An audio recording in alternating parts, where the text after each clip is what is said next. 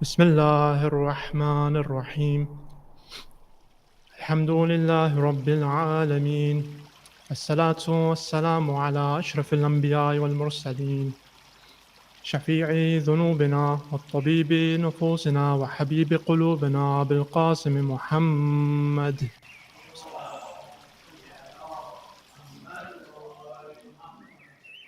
وعلى أهل بيته الطيبين الطاهرين وأصحابه المنتجبين أما بعد السلام عليكم جميعا ورحمة الله وبركاته.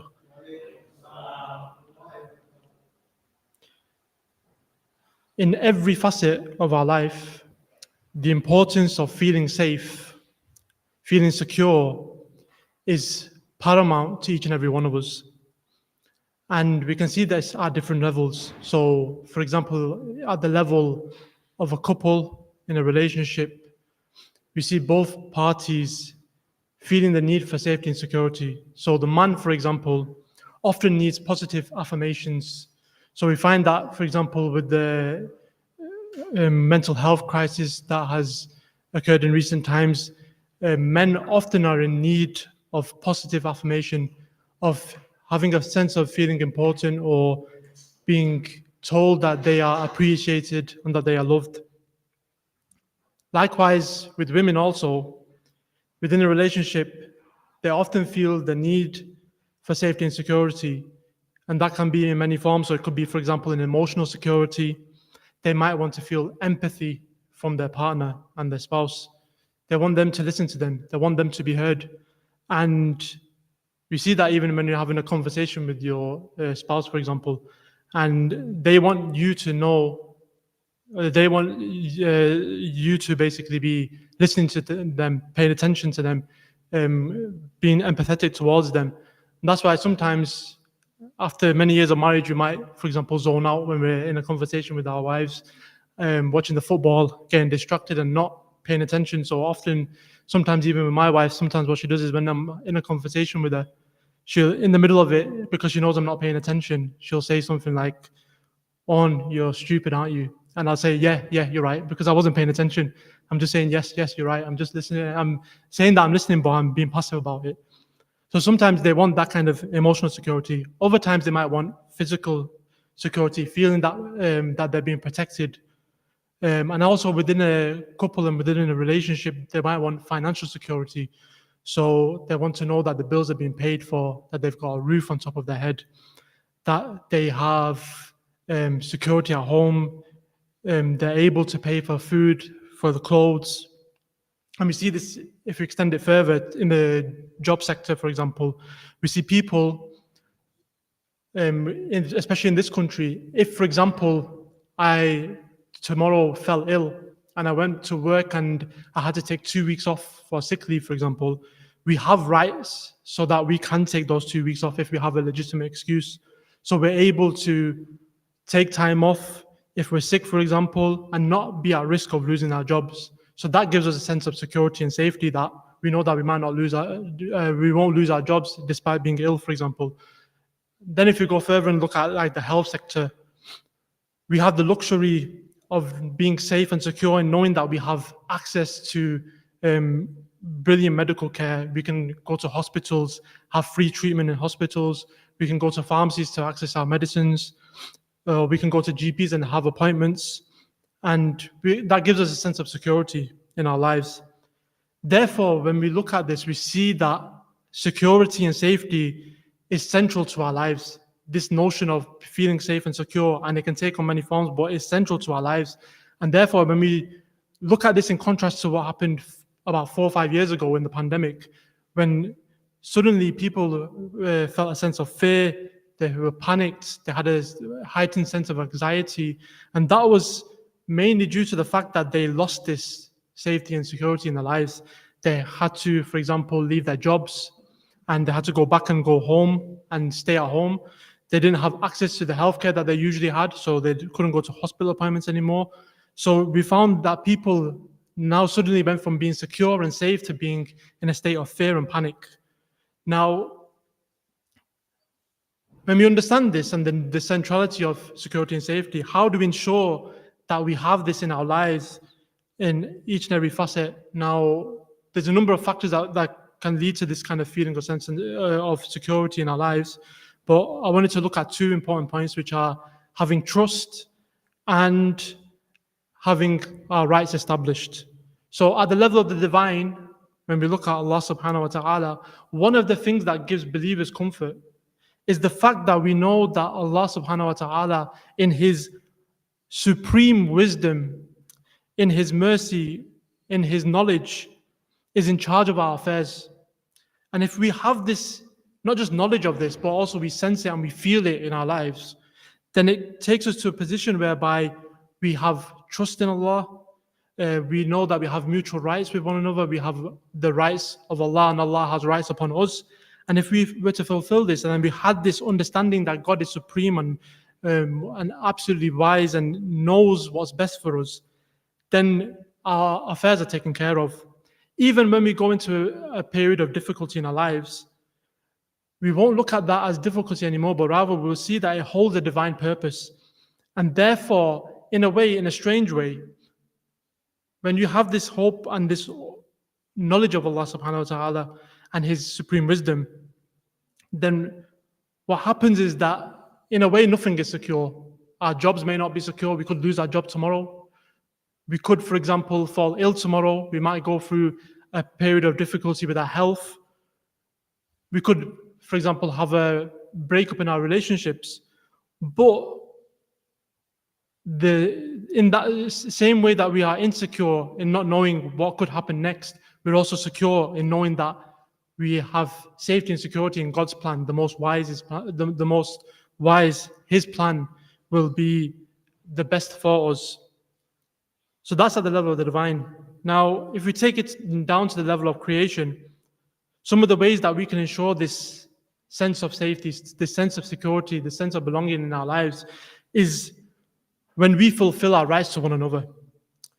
Understanding and knowing that we have rights upon one another and that we act upon them, but also act upon them in a just manner. And when I mean just, we take the example of Amir al-Mu'mineen Ali ibn Abi Talib alayhi salam. When he defines justice, he says that justice is the placing of a thing in its rightful position.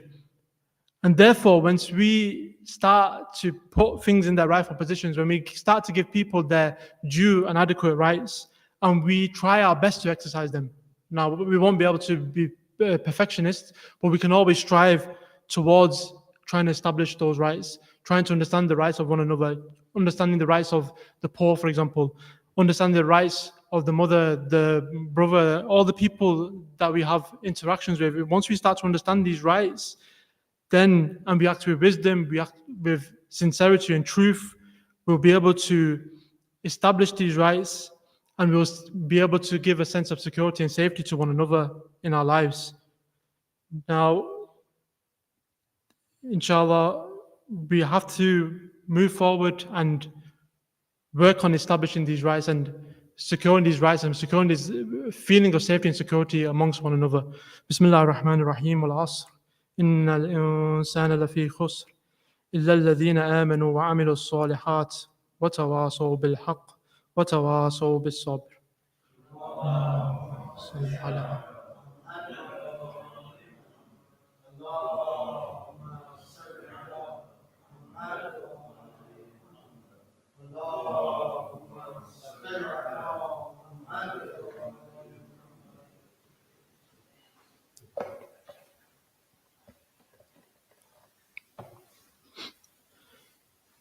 بسم الله الرحمن الرحيم الحمد لله رب العالمين الصلاة والسلام على رسول الله وعلى أهل بيته الطيبين الطاهرين صلوات على محمد وعلى محمد.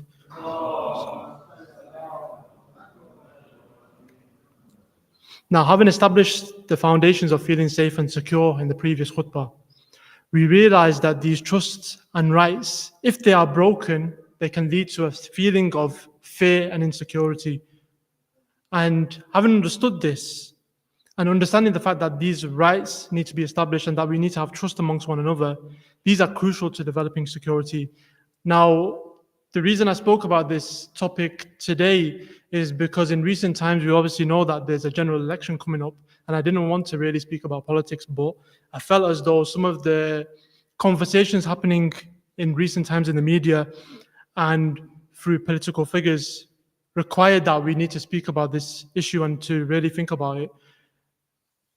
Because what we see with these figures in social media, on the news, on the televisions, these political figures, the media commentators, they often use this idea, this notion that security and safety in our lives is central to a happy life for us, for many of us.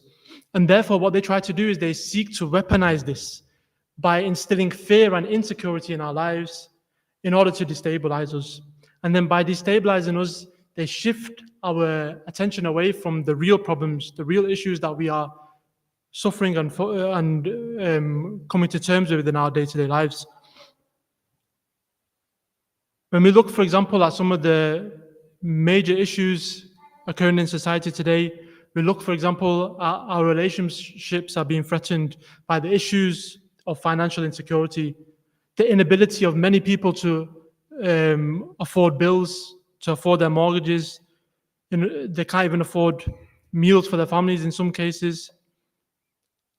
Then we look at the job sector and we see that people's jobs are threatened by lack of funding.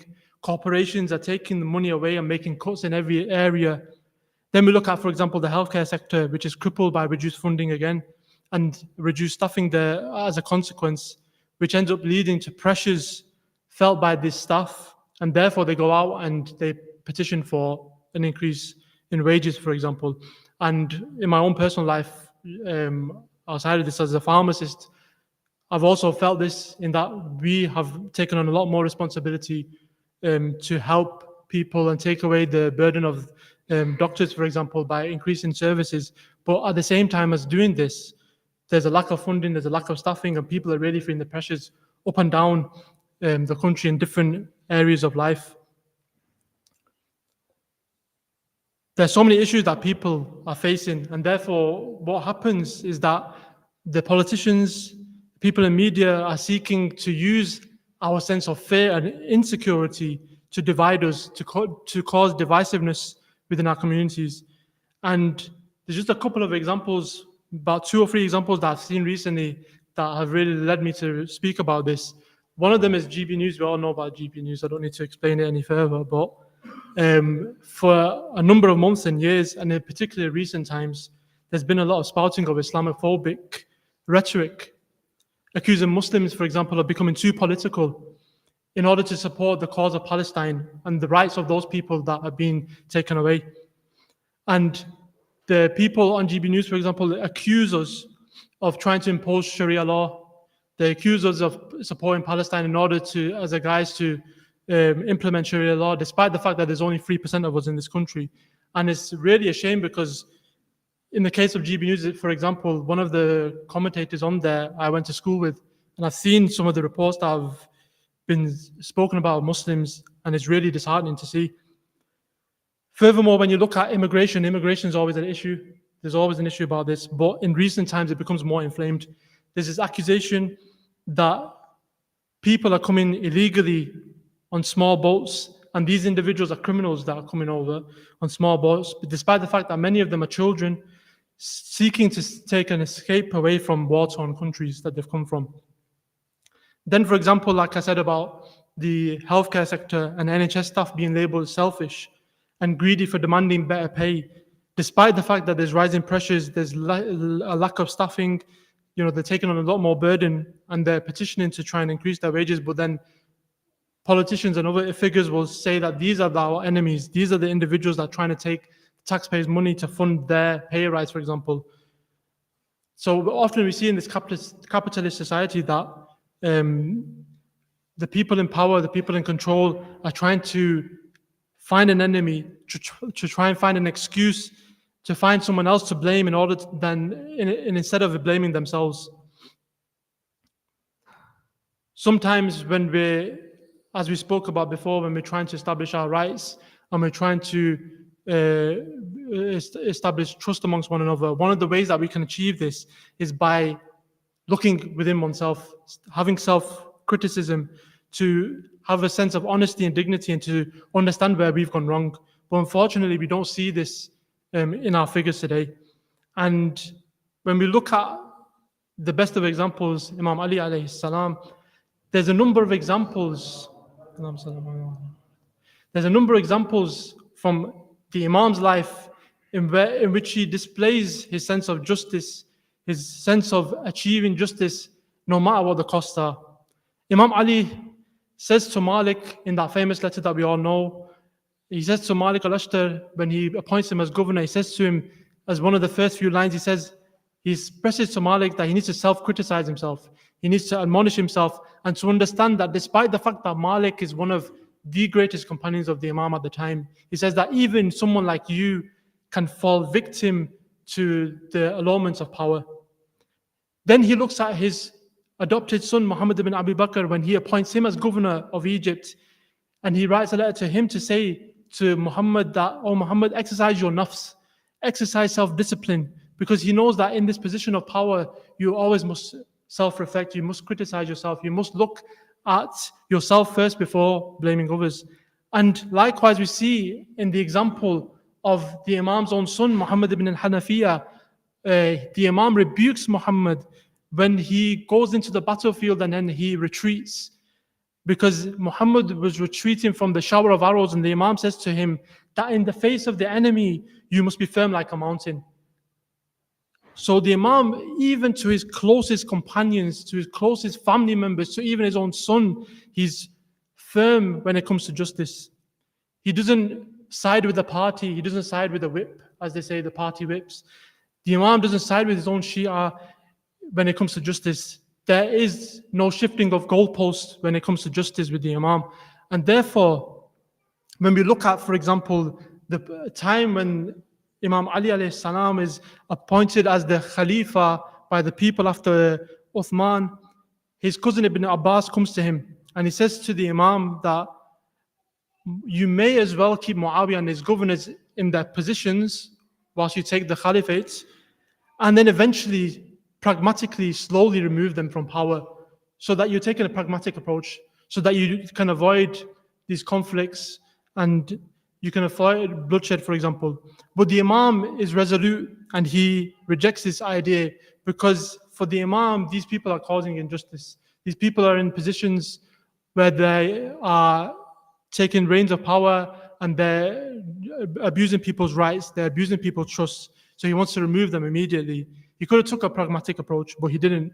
So in light of this, I end with this final point, that in light of this, with the elections coming up, and I didn't want to take this stance, but I have to say this, but in light of this, sometimes we, in the past, have been victim to these games whereby we're told that this group of people are causing us insecurity and fear. This group of immigrants are going to cause us issues. This group of Muslims are going to take our jobs, for example, or they're trying to cause insecurity in our lives. But in order to avoid this, we, for example, take a pragmatic approach. We might, for example, vote for a party like Labour to say that we want to remove the party that's in power. But at this time where people have a lack of trust, where there's a lack of accountability, where there's a lack of honesty, where people are failing to uphold people's rights, uphold people's trust, and are unwilling to take responsibility for their own actions, is a pragmatic approach in the forthcoming elections correct for us to take? Or do we take a stand with justice, even if it means very few are on that stance? We end by praying for those that are oppressed in places like Palestine, in places like Yemen.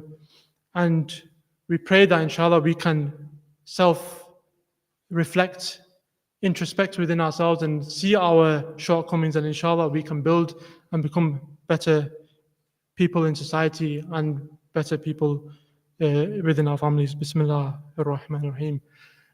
I ask you, inshallah, if, after the salawat, you can recite Surah Al-Fatiha for all those marhumin and all those people oppressed.